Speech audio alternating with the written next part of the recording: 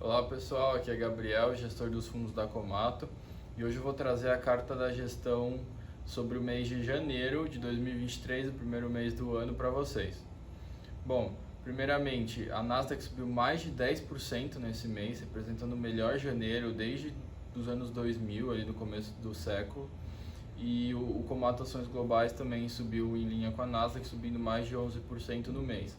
O Ibovespa subiu 3%, enquanto o dólar caiu uns 4% durante o mês. E aí, esse mês, né, qual que foi o grande destaque do que aconteceu? Bom, o mercado ele está trabalhando já está trabalhando com uma inflação menor nos Estados Unidos, então com uma desinflação, principalmente porque o mundo inteiro já subiu os juros e a gente já está vendo as economias desacelerarem. Porém, quando a economia desacelera, para conter a inflação, pode ser que você gere uma recessão, ou seja, pode ser que o PIB venha negativo. Isso é extremamente negativo para as empresas, porque as empresas costumam ser as primeiras a serem impactadas, como elas já estão sendo. Elas costumam perder margem, perder receita e não conseguir entregar o lucro necessário, o lucro que o acionista estava esperando, e por conta disso suas ações costumam cair. Mas tem um cenário no meio que é um pouco mais raro, que é chamado de soft landing no mercado, que é o pouso suave.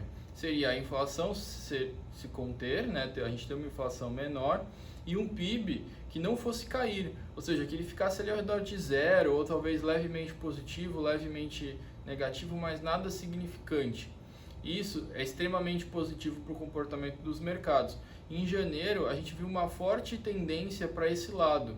A gente teve as primeiras prévias do PIB nos Estados Unidos indicando que o PIB de 2022 foi positivo e foi substancialmente positivo, e que o índice de inflação caiu, e que o índice de salários americanos também está caindo, que é o grau mais elevado de inflação, né? Porque uma inflação de salário ela costuma ser perpétua, uma vez que você não tem redução de salário, né? Você contrata uma pessoa e você não reduz o salário dela. Então é uma inflação mais perpétua e a gente viu essa inflação caindo. Então o mercado está começando a achar que o soft landing é provável, ele é mais possível de acontecer. E aí, dizendo tudo isso, esse mês eu quis falar um pouco mais sobre o câmbio na nossa carta. Por quê? Porque durante o mês de janeiro o dólar fez máxima em R$ 5,48 e mínima em R$ 5,06, R$ 5,06 de reais, né? Isso é uma amplitude de 8%, ou seja, foi um movimento muito grande durante o mês, que claramente impacta muito as empresas. Então imagina uma empresa importadora, ela pode ter importado os bens, os consumos dela, né, as commodities dela, num preço ou 8% mais caro. Uma exportadora é a mesma coisa, ela pode ter exportado a um preço ou 8% mais barato. Isso é um grande impacto para as empresas.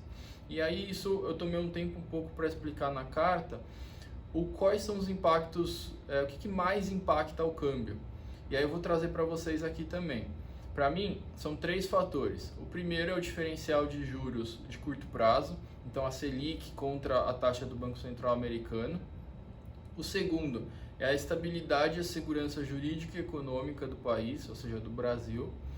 E o terceiro, aí sim, é a paridade de preço. Ou seja, quando você ouve o índice Big Mac, alguma coisa assim, é quando você compara a paridade de preço entre os dois países. Para mim, esse é o terceiro fator que impacta o câmbio.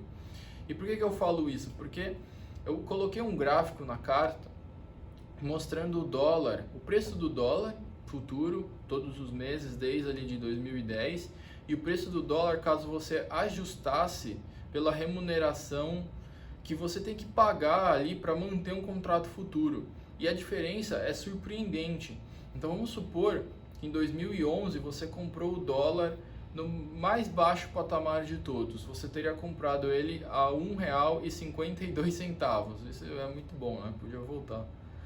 E hoje, se você ajustasse esse R$ 1,52 pelo valor que você deixou de ganhar ali no CDI, tomando empréstimo em dólar, e no mercado como um todo, esse 1,52 seria R$ 3,46. É uma diferença muito grande. Então você que comprou o dólar a 1,52 e guardou em casa, você acha que você está tendo um lucro de 229%, 230%, Na verdade, você está tendo um lucro de apenas 44%, porque você deixou de ganhar aplicando esse dinheiro no CDI ou aplicando esse dinheiro em dólar, por exemplo. Então, essa grande diferença de rentabilidade, esse grande custo que você tem para estocar o dólar, a gente no mercado chama de carrego. E aí quando você olha esse carrego, ele é o que, na minha opinião, mais movimenta o mercado. Hoje, esse carrego está muito caro. A gente tem uma Selic de 13,75 contra um juros americano de 4,5. Então a diferença é muito grande, o carrego é muito caro. Você apostar contra o real, né, a favor do dólar, é muito caro. Isso faz com que o câmbio caia. E a gente viu o câmbio caindo aí, bateu, lembra, na pandemia, em 2020, em março, abril, ele chegou a quase R$6. E hoje ele está quase 5. Então ele caiu muito nesse período, mesmo com a inflação subindo, ou seja, mesmo com a paridade de preço descolando, ele continuou caindo muito. Por quê? Porque o diferencial de juros está muito grande. Um outro ponto, que é o segundo ponto que eu trouxe, é a estabilidade econômica e jurídica. Quando a ex-presidente Dilma foi deposta em 2015, 2016, o dólar fez máxima a R$ 4,14, R$ 4,14. E logo depois que ela saiu, que a gente tinha um diferencial de juros muito grande, a Selic aqui estava 14,25, e esse era um diferencial enorme para os Estados Unidos, estava com as taxas baixíssimas do jeito que foi, né, nas últimas décadas, a gente viu o dólar caindo de 4,14 para R$ 3. Isso foi uma diferença muito grande. E aí por quê? Porque a gente tinha um diferencial de juros muito grande e a gente passou a ter segurança econômica no Brasil.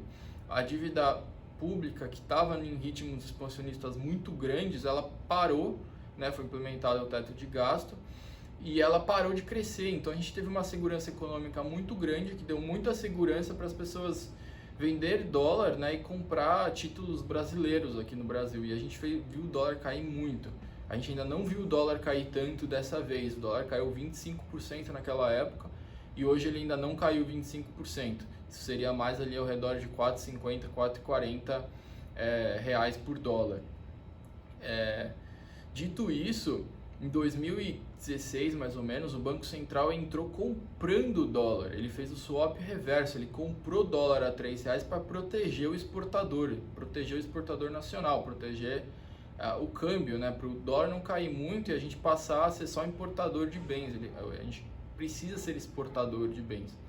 Então, por conclusão, hoje eu acho que trazendo segurança econômica para o país, a dívida pública mantendo um patamar constante, o Congresso aprovando reformas e uma âncora fiscal que vai manter a dívida constante, a gente, com o diferencial de juros que a gente tem hoje, a gente pode ver o dólar caindo mais.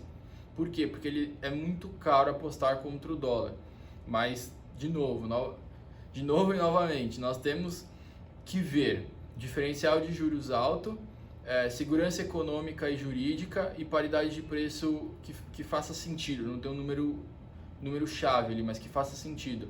Hoje a gente já tem o diferencial de juros, a paridade de preço faz sentido e quanto mais segurança econômica e jurídica a gente tiver, mais o câmbio vai cair.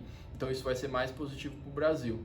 Então isso foi a grande pauta de janeiro, junto com o soft landing americano. Os resultados foram muito positivos. A partir desse mês nós podemos divulgar os resultados do fundo. Então a gente vai começar a postar os gráficos de resultado nas redes sociais, no Twitter, no Instagram, no LinkedIn, no site, junto com as cartas. Então siga para acompanhar o fundo. E é isso, obrigado.